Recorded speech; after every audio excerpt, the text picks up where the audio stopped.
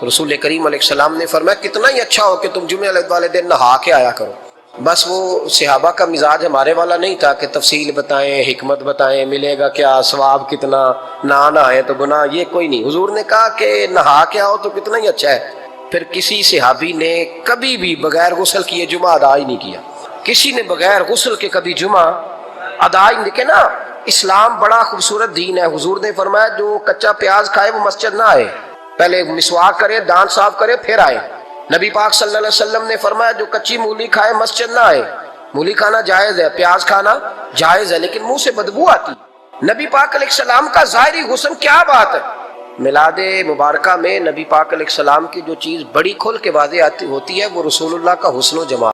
اور اسلام کا حسن دیکھیے، اسلام کا کمال دیکھیے کہ رب تعالیٰ فرماتا ہے تم خرچ کرو گے مسکین پر، غریب پر، اور وہ قرض دو گے تم اپنے رب تعالیٰ، خرچ اس پر کرو گے اور قرض اپنے رب تعالیٰ کو۔ ارشاد فرمایا من ذا الذی، کون ہے وہ جو اپنے رب کو اچھا قرض دے، جو اپنے رب کو اچھا قرض دے، قرض حسنہ دے، فیضاعفہ لہ، اور پھر اللہ تبارک و تعالیٰ اسے دونا کر کے واپس کرے۔ اللہ اس کے لیے وہ قرض جب واپس کرے گا تو رب دونا دے گا، ڈبل عطا فرمائے گا۔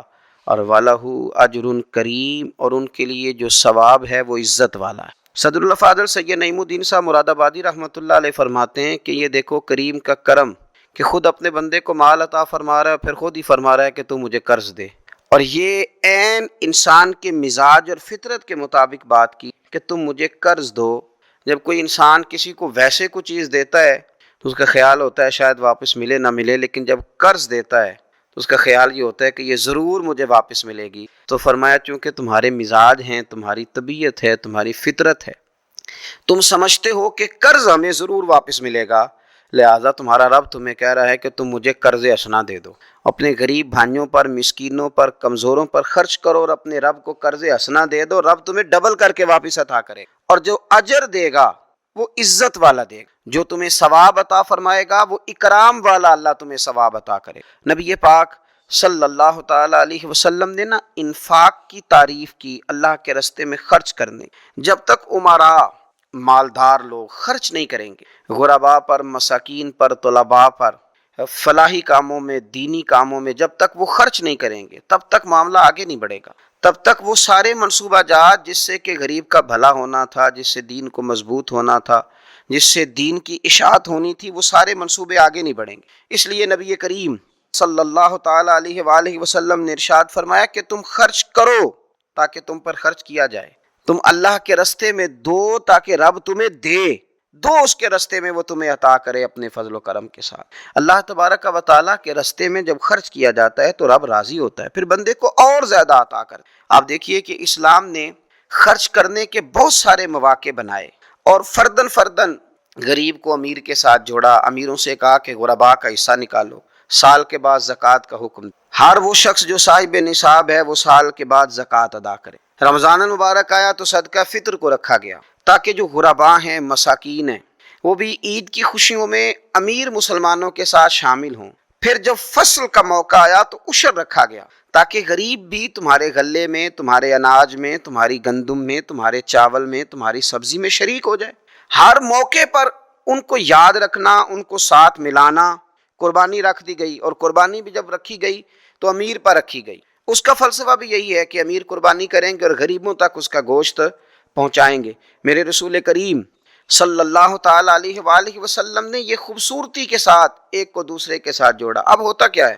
ہوتا یہ کہ انسان کو مال سے پیار ہوتا ہے، فطرتاً کمائے ہوئے مال سے محبت ہوتی ہے۔ انسان بسا اوقات یہ سمجھتا ہے کہ بڑی مشکل سے تنکا تنکا کر کے، محنت کر کے، جد و جہد کر کے میں نے یہ مال جمع کیا ہے تو اب میں دے دوں۔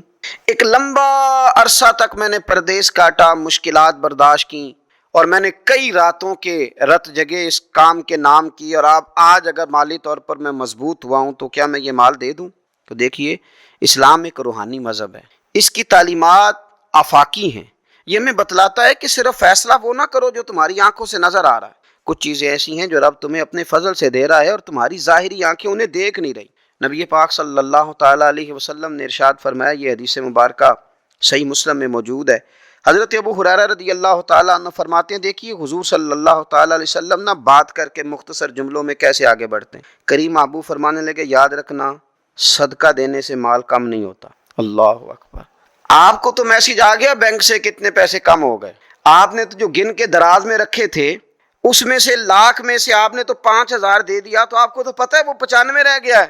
لیکن یہ صحیح مسلم کے لفظ ہیں، حضور فرماتے ہیں صدقہ دینے سے مال کم نہیں ہوتا۔ کائنات کے سب سے سچے، کھرے، صادق اور امین محبوب علیہ الصلوۃ والسلام نے فرمایا کہ صدقہ دینے سے مال کم نہیں ہوتا۔ حکیم الامت مفتی احمد یار خان صاحب نعیمی رحمۃ اللہ تعالی علیہ ارشاد فرماتے ہیں کہ کسان جب اس نے بیج کی بوریاں بھر کے رکھی ہوئی ہوتی ہیں، تو جب وہ جا کر کے بیج ڈالتا ہے کھیت کے اندر، تو بظاہر تو وہ بوریاں خالی کر کے آتا ہے، لیکن پتہ تب چلتا ہے کہ جب ایک ایک بیج پر پھر کئی کئی گنا دانہ لگتا ہے۔ آیا تو وہ خالی کر کے تھا، لیکن اگر تھوڑا سا وہ گہرائی کے ساتھ دیکھے تو اس نے تو کمال کر دیا، اب تو اس پر بے شمار دانے لگ گئے۔ تو حضور علیہ الصلوۃ والسلام نے فرمایا صدقہ دینے سے مال کم نہیں ہوتا، اور فرمایا معاف کرنے کی وجہ سے اللہ بندے کی عزت میں اضافہ کر دیتا ہے، اور فرمایا جو اللہ کی رضا کی خاطر جھک جائے اللہ اسے عزت عطا۔ صدقہ دینے سے مال کم نہیں ہوتا۔ تو اپنی طبیعت کے اندر اگر شوق پیدا کر لیا جائے راہ خدا میں خرچ کرنے کا، ذوق بنا لیا جائے، ہمارا یہ ذہن بن جاتا ہے کہ یہ بھی میرے پیسے، یہ بھی میرے پیسے، وہ کونے میں میری جائیداد، یہ میرا مکان، وہ میرا بینک بیلنس، یہ میرے جانور، یہ میرا مال تجارت، یہ میرے کھیت کھلیان۔ میرے محبوب نے فرمایا تیرے 3 ہی مال ہیں، ایک تو نے کھا لیا ہے، ایک تو نے پہن لیا، ایک تو نے راہ خدا میں خرچ کر لیا، باقی تو وارثوں کا ہے۔ وارثوں کے مال کے بارے میں اس قدر زیادہ توجہ رکھنا، اس قدر زیادہ ذہن بنا کے رکھنا، تو اللہ تبارک و تعالیٰ کی راہ میں خرچ کرنے کا جو شوق ہے، حضور صلی اللہ علیہ وسلم نہ اس کی نصیحت کرتے۔ نبی پاک صلی اللہ تعالی علیہ وسلم کے سامنے نا حضرت اسماء بنت ابی بکر صدیق خرچ کر رہی تھی، اللہ کے راستے میں دے رہی تھی، تو سرور کائنات صلی اللہ تعالی علیہ وسلم نے فرمایا اسماء خرچ کرو پر گنا نہ کرو، گن گن کے اللہ کے راستے میں خرچ نہ کرو، ورنہ رب بھی تمہیں گن گن کے دے گا۔ فرمایا تم اس کے راستے میں اس کی راہ سے کچھ بچا کے نہ رکھو تو رب تعالیٰ بھی جب تمہیں دے گا نا تو پھر بے حساب ہی عطا فرمائے۔ گن گن کے یوں احتیاط کر کے دے کے پریشان ہو کے راہ خدا میں خرچ نہ کیا جائے، بلکہ اللہ تبارک و تعالیٰ کے راستے میں دیا جائے اور مالک کے حضور اس کی رضا کے لیے خرچ کیا جائے اللہ تعالیٰ کے بندوں پر۔ حضور صلی اللہ تعالیٰ علیہ وآلہ وسلم کی جو عادات جن کی وجہ سے کائنات میں میرے محبوب پاک علیہ الصلوۃ والسلام کے روز ڈنکے بجتے ہیں، حضور کی نعتیں پڑھی جاتی ہیں، ان میں حضور علیہ السلام کی ان خوبصورت عادات میں سے ایک عادت ہے حضور کا سخی ہونا، کریم ہونا۔ لب واں ہیں آنکھیں بند ہیں پھیلی ہیں جھولیاں، کتنے مزے کی بھیک تیرے پاک در کی ہے۔ نبی پاک صلی اللہ تعالیٰ علیہ وآلہ وسلم ارشاد فرماتے ہیں حضور کا شوق دیکھیے خیرات کرنے کے تعلق سے۔ ہمارے ہاں یہ ہوتا ہے کہ بعض اوقات جیسے جیسے پیسہ بڑھتا جاتا ہے ویسے ویسے لوگوں کے اندر بخل آتا ہے، کنجوسی آتی ہے۔ بعض لوگ اللہ ماشاءاللہ وہ خیرات کرنے کی طرف اس طرح توجہ نہیں کرتے جس طرح کہ ان کا منصب انہیں حکم دیتا ہے یا ان کا منصب انہیں اس طرف قائل کرتا ہے۔ رسول کائنات صلی اللہ تعالیٰ علیہ وآلہ وسلم ارشاد فرماتے ہیں، بخاری مسلم میں موجود ہے، فرمایا اگر میرے پاس احد پہاڑ کے برابر سونا ہو، کلومیٹروں پہ پھیلا ہوا احد پہاڑ، اس کی چوڑائی ہے، اس کی لمبائی ہے، اس کی اونچائی ہے، یعنی پہاڑ کی بات ہو رہی، جن لوگوں نے زیارت کی ہے وہ جانتے ہیں کہ اتنا بڑا پہاڑ۔ حضور فرماتے ہیں میرے غلاموں سنو، اگر میرے پاس احد پہاڑ کے برابر بھی سونا ہو تو فرمایا میرا دل چاہتا ہے کہ 3 راتیں گزرنے سے پہلے پہلے سارا اللہ کے راستے میں خرچ کر دوں، سوائے اس کے کہ جو میں نے قرض دینا، قرض کے لیے بچاؤں گا، باقی میں سب اللہ تبارک و تعالیٰ کے راستے میں خرچ کر دوں گا، 3 راتوں سے زیادہ نہیں گزریں گی، خرچ کر دوں گا۔ یہ شوق ہے نبی پاک صلی اللہ علیہ وسلم کا سخاوت کے ساتھ، حضور پسند کرتے سخاوت کرنا۔ نبی پاک صلی اللہ تعالیٰ علیہ وآلہ وسلم نے اپنے دست مبارک سے ہمیشہ لوگوں کو عطا کیا۔ حضور صلی اللہ تعالیٰ علیہ وسلم خرچ کرنے کی ترغیب دیتے، لوگوں کو رغبت دلاتے۔ ہمارے ہاں پہلی تو بات یہ ہے کہ خرچ کرنے کا ماحول نہیں بنتا، اور اگر بعض لوگ خرچ کرتے ہیں تو بے دلی کے ساتھ خرچ کرتے ہیں۔ اللہ تبارک و تعالیٰ کے راستے میں جب آپ کو دینا ہے، جب آپ کو مالک کے راستے میں دینا ہے تو پھر آپ کو بندہ تھوڑی دیکھنا ہے، پھر تو اللہ کی رضا دیکھنی ہے۔ تو خرچ تو کرتے ہیں لیکن وہ خوش دلی، وہ ذوق، وہ شوق، وہ خوبصورتی ان کی طبیعت میں نہیں ہوتی جو ہونی چاہیے۔ اللہ کے راستے میں خرچ کریں تو اللہ کی رضا کو پیش نظر رکھ کے پھر خرچ کیا جاتا ہے، صدقہ دیا جاتا ہے۔ لیکن کب بندہ بیمار ہو گیا، جب تندرست تھا، لاکھوں روپے پڑے تھے، صدقہ کرنے کا خیال نہیں آیا، ہزاروں موجود تھے، اس کے دل کی توجہ اس جانب نہیں ہوئی، آج بیمار پڑا ہے، کمزوری آ گئی ہے، قریب المرگ ہو گیا ہے، اب اس کا خیال آتا ہے کہ میں کچھ اللہ کے راستے میں دوں، ایک بکرا لو بھی ذرا ذبح کر دو، ذرا تھوڑا صدقہ دے دو، کس بات پر؟ کہ میں بیمار ہو گیا ہوں، کس بات پر؟ کہ میں کمزور ہو گیا ہوں۔ اگر آپ صحت کے عالم میں صدقہ کرتے اللہ کو راضی کرنے کے لیے، وہ کیا خوب تھا، وہ ہمارے ایک بزرگ ہیں تو فرمایا کرتے ہیں کہ میں نے جب خرچ کرنا شروع کیا تو میرے ذہن میں ایک بات آئی، اس نے مجھے ابھارا کہ میں اللہ کے راستے میں زیادہ خرچ کروں۔ میرے ذہن میں یہ بات آئی کہ یار جتنا میں اپنے والدین کی طرف سے خرچ کر رہا ہوں نا، میری اولاد بھی میرے بعد اتنا ہی خرچ کرے، تو کیوں نہ ایسا ہو کہ ان کے حقوق پورے ادا کر کے، ان کی آسانیوں کا خیال کر کے، جو اللہ تعالیٰ نے مجھے اپنے فضل سے زیادہ دیا ہے اس میں سے میں اللہ کے راستے میں خرچ کروں۔ تو اس شوق کے ساتھ میں نے خرچ کرنا شروع کیا۔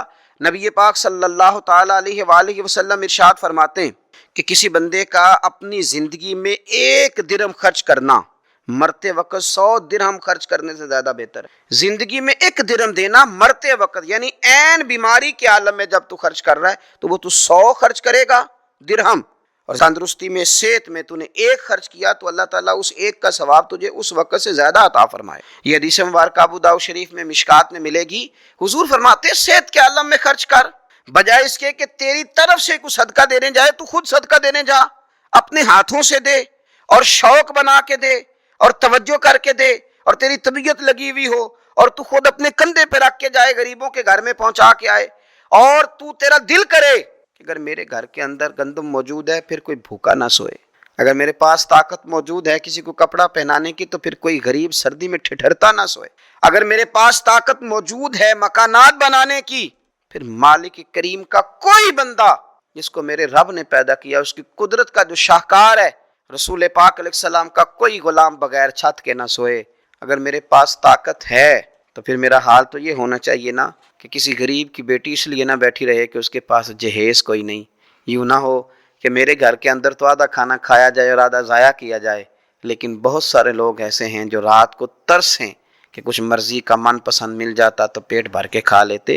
سخاوت کا حکم دیا گیا، صحت کے عالم میں خرچ کریں، تندرستی کے عالم میں خرچ کریں، اللہ کی رضا کے لیے خرچ کریں۔ یہ ماحول نہ بنائیں کہ بیمار ہو گیا ہوں تو جا بیٹے صدقہ کر دے، اب میں کمزور پڑ گیا ہوں تو جا بیٹے تو کچھ اللہ کے راستے میں خرچ کر دے۔ ایک شوق ہو، ایک طبیعت ہو۔ نبی پاک صلی اللہ تعالیٰ علیہ وآلہ وسلم کی پیاری زوجہ، ذرا یہ انداز بھی دیکھیے، حضرت سیدہ عائشہ صدیقہ رضی اللہ تعالیٰ عنہ فرماتی ہیں کہ ہم چونکہ حضور کی ازواج کثیر تعداد میں تھی تو کبھی نہ نبی پاک صلی اللہ علیہ وسلم سے کچھ سوالات بھی کرتی تھیں، اور اس سوالات کے اندر محبت چھلکتی تھی، محبت میں ایک دوسرے سے آگے بڑھنا چاہتی۔ حضرت عائشہ صدیقہ رضی اللہ تعالیٰ عنہ فرماتی ہیں کہ ہم نے عرض کی یا رسول اللہ صلی اللہ تعالیٰ علیہ وسلم، ہم میں سے سب سے پہلے آپ سے آ کے کون ملے؟ اس سے مراد ہے وصال کے بعد سب سے پہلے ازواج مطہرات میں آپ سے کون آ کے ملے گا؟ تو حضور صلی اللہ علیہ وسلم نے فرمایا لمبے ہاتھوں والی۔ مشکات میں حدیث موجود ہے، بخاری میں موجود ہے۔ حضرت عائشہ صدیقہ کہتی ہیں حضور نے فرمایا وہ جو لمبے ہاتھوں والی ہے نا، میری اہلیہ، میری زوجہ، مومنوں کی ماں، وہ ملیں گی۔ تو کہتی ہیں حضرت سودا رضی اللہ تعالیٰ عنہ کے ہاتھ لمبے تھے، قد بڑا تھا، تو ہماری نظر یہ تھی کہ حضرت سودا کے بارے میں حضور نے فرمایا کہ وہ ملیں گی، لیکن کہتی ہیں کہ وہ تو ہمیں بعد میں پتہ چلا جب حضرت زینب رضی اللہ تعالیٰ عنہ کا وصال ہوا تو سمجھ آئی کہ لمبے ہاتھوں سے مراد ہاتھوں کا لمبا ہونا نہیں، صدقہ اور خیرات زیادہ کرنا۔ وہ لمبے ہاتھوں والی تھی، مومنوں کی ماں، خرچ کرتی تھیں، خیرات کرتی تھیں۔ شارحین حدیث نے لکھا ہے کہ وہ اپنے ہاتھوں سے کھالیں رنگتی تھیں پھر بیچتی تھیں، اپنے لیے نہیں۔ ان کا نان نفقہ تو حضور کے ذمے تھا، اپنے لیے نہیں۔ ان کو تو صحابہ کرام علیہم رضوان وہ ساری ذمہ داریاں حضور کے بعد بھی ادا کر رہے تھے جو حضور سید عالم صلی اللہ تعالیٰ علیہ وسلم کے حقوق رب تعالیٰ نے رکھے، لیکن وہ اپنے دست مبارک سے محنت کرتی، کھالیں رنگتی اور اپنی اولاد پر، مسلمانوں پر خرچ کرتی۔ ان کا شوق تھا۔ تو کریم محبوب علیہ السلام نے فرمایا یہ مجھ سے سب سے پہلے آ کے ملیں گی۔ حضور کے بعد ان کا وصال سب سے پہلے ہوا حضرت زینب رضی اللہ تعالیٰ عنہ کا۔ او بھائی، اس میں بھی ایک لطیف اشارہ ہے، اس میں بھی ایک خوبصورت اشارہ ہے کہ حضور کا قرب پانے کے لیے سخی ہونا بھی ضروری ہے۔ رسول پاک علیہ السلام کی بارگاہ ناز کے قریب ہونے کے لیے سخاوت کا مزاج ہونا بھی ضروری ہے۔ انسان کے دل کا، اس کی طبیعت کا، اس کے مزاج کا سخی ہونا ضروری ہے، اس لیے کہ اس نے رسول پاک صلی اللہ تعالیٰ علیہ وآلہ وسلم کے قریب جانا ہے۔ اعلیٰ حضرت بریلوی رحمۃ اللہ تعالیٰ نے لکھا ہے، فرماتے ہیں اللہ کے محبوب علیہ السلام اچانک مسجد میں تشریف اور نماز کا وقت ہو، اقامت کہہ دی گئی۔ سرور کائنات صلی اللہ تعالیٰ علیہ وسلم نے اقامت کہی جا چکی تھی، پر حضور باوجود اس کے گھر چلے گئے، تھوڑی دیر کے بعد واپس آئے. اب ظاہر ہے صحابہ کے دلوں میں سوال تھا کہ اقامت ہو چکی تھی، حضور کہاں تشریف لے گئے؟ تو حضور نے فرمایا میں مسجد آیا تو میرے دل میں خیال آیا کہ گھر میں تو چند دینار پڑے ہوئے ہیں، تو میں نماز پڑھانے سے پہلے گیا ہوں، نے اللہ کے راستے میں خیرات کیا، پھر تمہیں آ کے نماز پڑھائی. یار اپنا شوق بن. آپ یقین کریں کہ بہت سارے لوگ ہیں جو بہت سارے لوگوں کا خیال رکھ سکتے ہیں، لیکن ہماری نظر اپنے سے اٹھتی نہیں. ہم اپنے آپ سے سوچنا شروع کرتے ہیں، اپنے اوپر ختم کر لیتے ہیں. اگر بہت زیادہ بڑھ کے سوچیں گے تو اپنی اولاد کا سوچیں گے. ذہن بنائیں سخاوت. اور رمضان شریف میں خاص کر کے توجہ کریں. آپ مساجد کا خیال کریں، مدارس کا خیال کریں، اور خوب خیال کریں اور غرباء کا خیال کریں، مساکین کا خیال کریں، کمزور لوگوں کا خیال کریں. دیکھیں رب فرماتا ہے خرچ تم نے غریب پہ کرنا ہے، پر قرض تم نے اپنے رب کو دینا ہے. اللہ تعالیٰ سمجھنے کی توفیق عطا فرمائے.